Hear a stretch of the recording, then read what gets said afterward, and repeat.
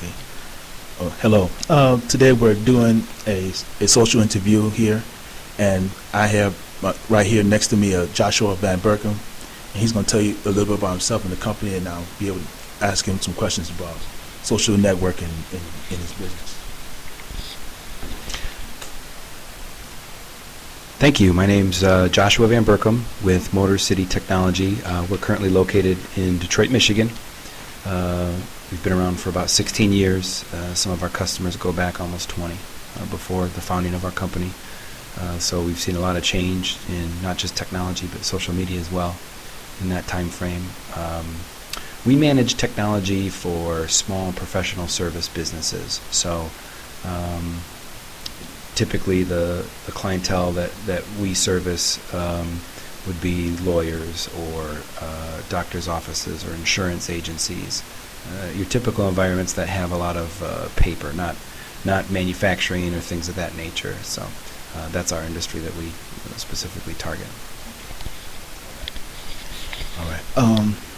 There's one first question I have for you. Like, how do you use social networking in your current position? So as CEO of Motor City Technology, I have a marketing manager who does all of our marketing. I used to do it for us, but as we've grown, I haven't had to do that anymore.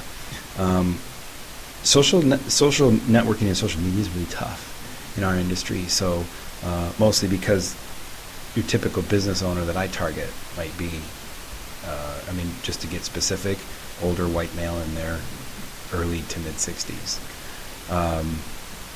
A lot of them don't even know how to use their phone, let alone social media. So then again, I have a lot of people who are in their late 30s, early 40s, who are just now starting to get these businesses off the ground.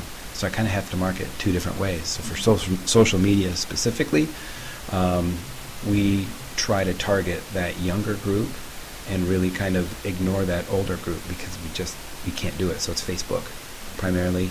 It's a little bit of Twitter. LinkedIn seems to be the best resource if we want to hit that older age group. Okay, yeah, you answered that question, but I'll just ask it. And how does your organization utilize social networking technologies to canvas new customers and hire candidates for positions like market research? I'll hit the second part first. So I actually hired my marketing manager specifically by using LinkedIn. So one of the problems with LinkedIn is it's almost all marketing people that are on LinkedIn. It's kind of frustrating sometimes. But if you happen to be hiring a marketing person, it's the best resource on the planet because I always prefer to try to hire people who have jobs. So everybody on LinkedIn, you can see if they have a job, and then you just can reach out to them and post a listing. So that was, and what was the first part of your question? How does your organization utilize social networking technologies to canvas new customers? Hire new candidates. Okay. So new customers is a little bit different. For professional services, we've kind of had a hard time using social media as a primary because we're business to business, right? It's like I just ordered some goofy keychain because I saw an ad on Facebook. Business to consumer, that stuff is social media is great for that. Business to business, it takes so long to get conversion because you have to have trust in business to business, like an accountant. You don't just, I like your tweet, will you do my taxes? It's kind of IT is very intimate. So what we use our social media as a means of trying to build credibility. So so we're not actually trying to get an actual conversion of a customer. We're just trying to identify suspects and to build our credibility. So it might be this year we bought a new van, and we put a wrap on it, and it's pretty cool to deliver equipment and stuff.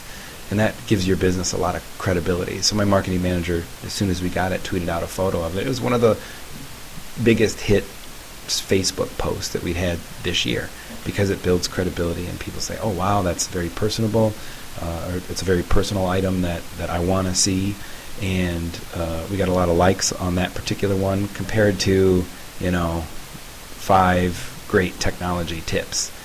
People don't want to see that. They're inundated with it. They want personal stuff. So if I can show pictures of my staff and pictures of our equipment and our location, that builds credibility. That actually will increase our user base. All right. In terms of management, like what management resources do you implement in regards to social networking? A couple. We use like a Hootsuite, I think, is a tool that we use to try to bridge all of our communications together.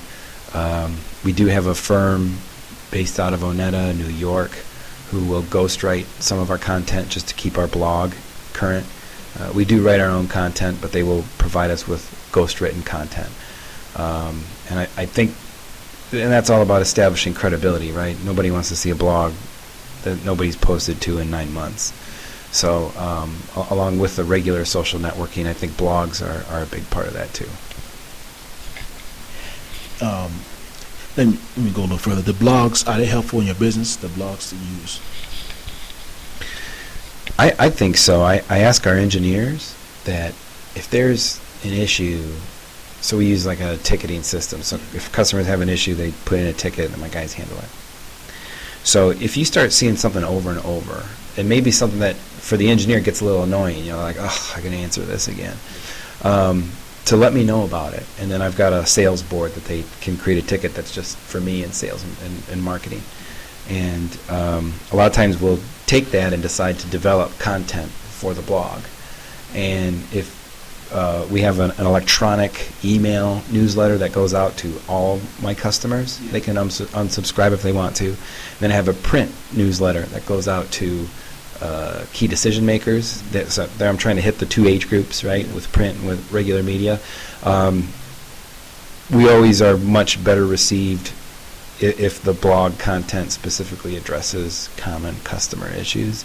And we've had customers say, oh my God, you got to put me on your list because I read your print one. Can I get the print one? I say, well, let me just send you the electronic version. And we get a lot of engagement from that. So even though we have the ghostwritten content, it just helps your Google rank and all kind of stuff. The real reason that we do it is specifically to engage those customers with the content that we write. All right. In terms of security, like what security issues do you currently have in your business in regards to networking? What are the issues you guys have right now? I've got like an hour webinar that I could do for you on security, so I won't get into it too much. Usually scares people. The biggest concern that I always have for my customers in security is the social engineering, because you can put a million different procedures into place, but someone will always figure out a way to circumvent them. So I can, I always tell customers, anything that you give an employee access to print is something that they can walk out of here with. I can't stop them. And the same thing if they put it on a thumb drive and walk away with it. So that's less of a concern. Eventually, if you're going to have employees, you got to trust them to not steal your data and maybe go to a competitor. In terms of social networking, how we use it, it was actually kind of frustrating for my marketing manager when she got hired, because she's great. A great gal, very smart, very good at what she does.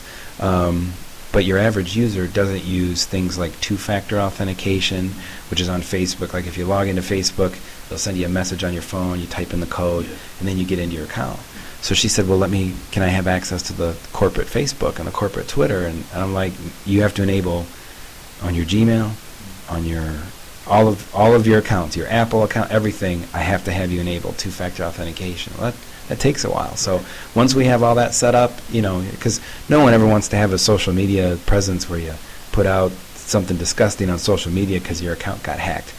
I lose all my credibility that I'm trying to build through social media if it happens to me, an IT company.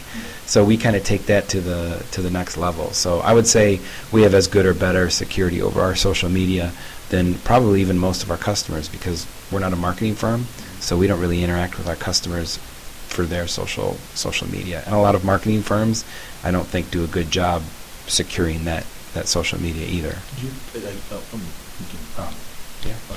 Like in terms of like that, do you believe you're doing a better job than those marketing firms with the social networking?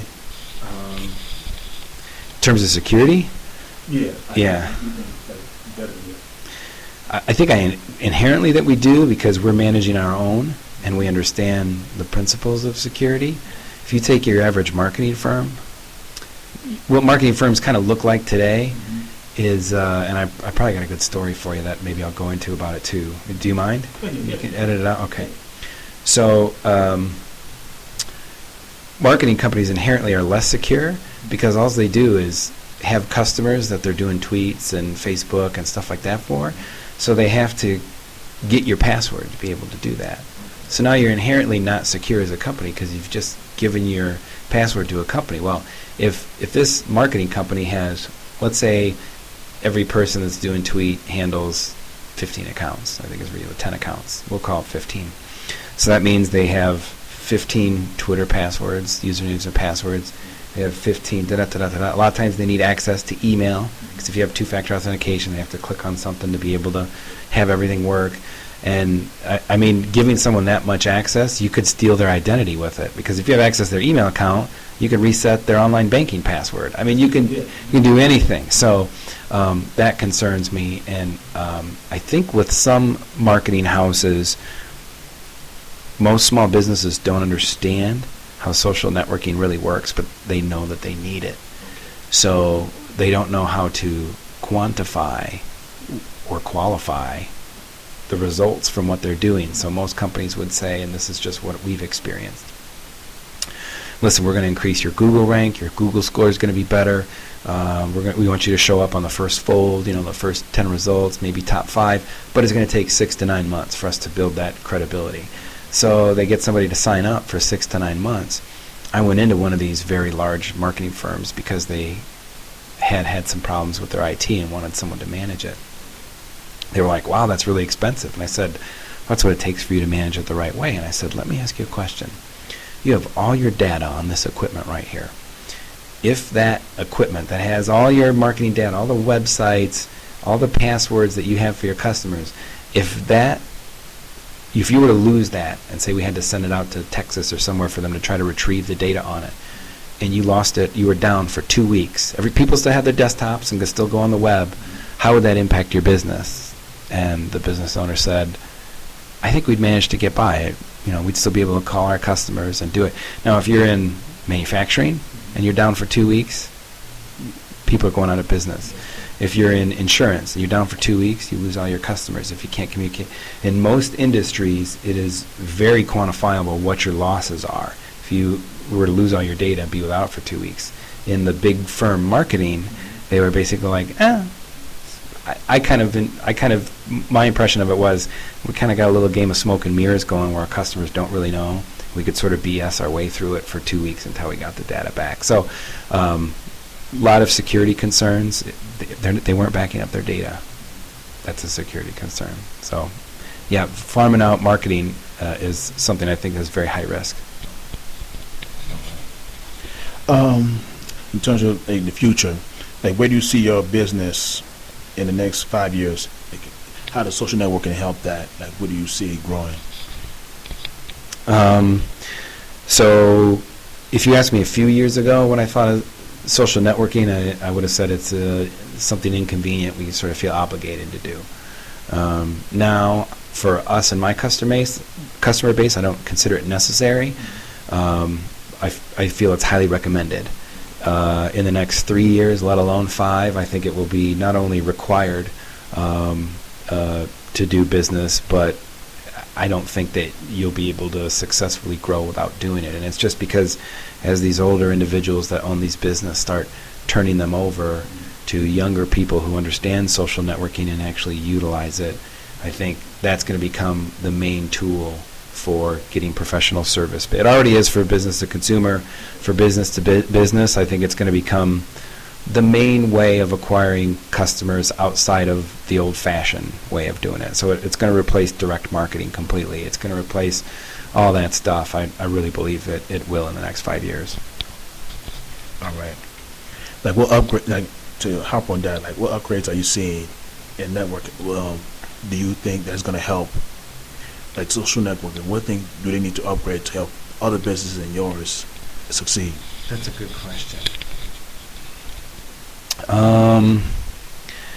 It is a little frustrating because all these social networking sites, they change their rules all the time. Facebook does. Google does. They change their algorithm all the time. So trying to get better AdWord and AdSense scores is a constant challenge. I think what would be a lot easier for me if it were more unified. And I think to prove that point, we use a tool called Hootsuite, which all it does is it ties to all your social networking. So you can schedule when your posts go out, and you can have them go out on Facebook and Twitter and LinkedIn, for instance, at the same time. So we're using clunky third-party tools to send the same message out onto all these different platforms. I think the real strength of social networking is to have one platform. And by that I mean if I were to use television as a medium, television used to have 3 channels, and then now you have, I mean, I don't know how many channels my cable has, but I've watched like 8 of them. I think I have 200 channels. But there's advertising on all 800 channels. But the demographics of television, you know, the Nielsen ratings are perfect. So if you're an advertiser and you want to hit your target market, they know the demographics behind that. Social networking, they don't. For something like Facebook, if you're a young person, you're probably not using Facebook anymore. I mean, you have it, but your grandma's on there, your mom's on there, your dad's on there, so you have this really young generation that's not using Facebook, so they're using something else. So that, to me, is the equivalent of having different channels. So social networking needs something like the Nielsen ratings to help companies like me decide where I'm going to stick my money and what is my return going to be on it. That's what social networking does not yet have. It's too young. It's still the Wild West out there. You're basically making educated guesses to try to effectively market to social media. All right. Let's see. Like in terms of what like collaborative development opportunities do you see in like social networking? Like, what do you think there needs to be in the social networking environment to collaborate with other businesses and stuff? Collaborate with other businesses? Yeah. I guess that's really good because it's a good question. I never even really considered the possibility just because it doesn't really exist.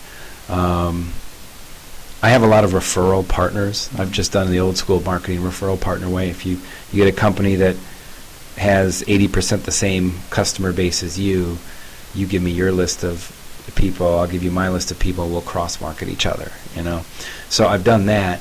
How can I do that on social media? Like, wouldn't it be really neat if something like Facebook or Twitter, even better, LinkedIn would be best, if LinkedIn said, hey, we think you've had a very successful time marketing, so we found this other business in your area that doesn't compete against you, but they have the same customer base as you, so we're going to recommend that you two get together, and then you can get in there and see what marketing they've done and how successful it's been, and vice versa. Then maybe you share customers, and then you can just click a button, maybe it costs $500, boom, now you're cross-marketing.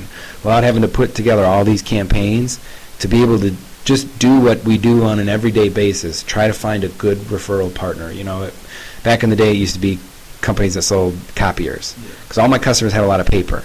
So if any copier, you know, we would just trade referrals back and forth. Now we don't do a lot of telephony. The big telephony I hand off to another company, but they don't do IT.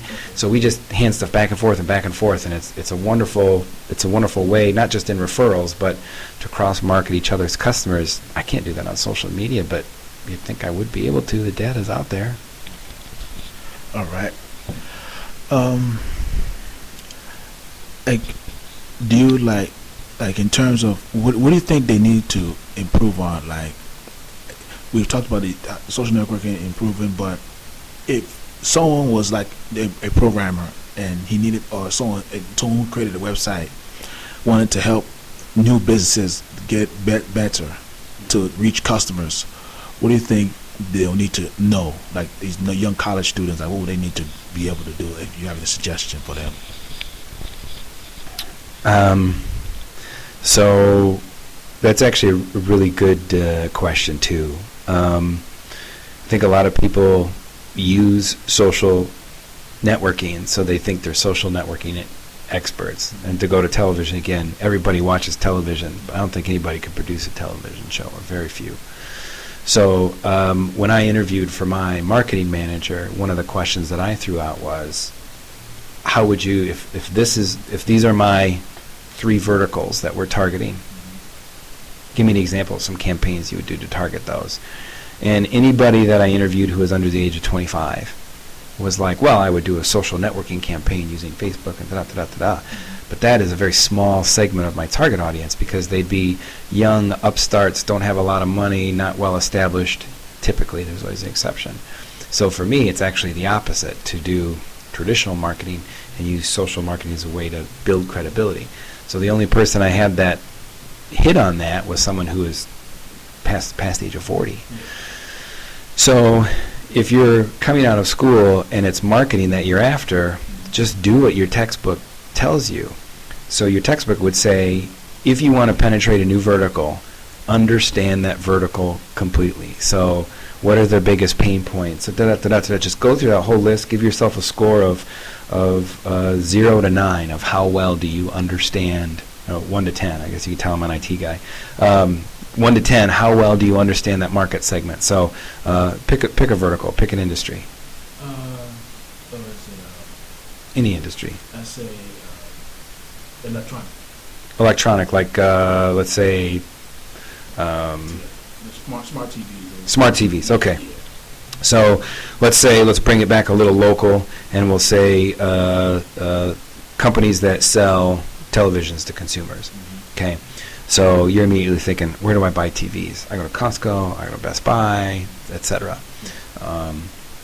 So if I was to try to say I want to do website and social media for local, maybe the local mom and pop shops that sell those televisions so that they can compete against Best Buy, first of all, do I know anything about televisions?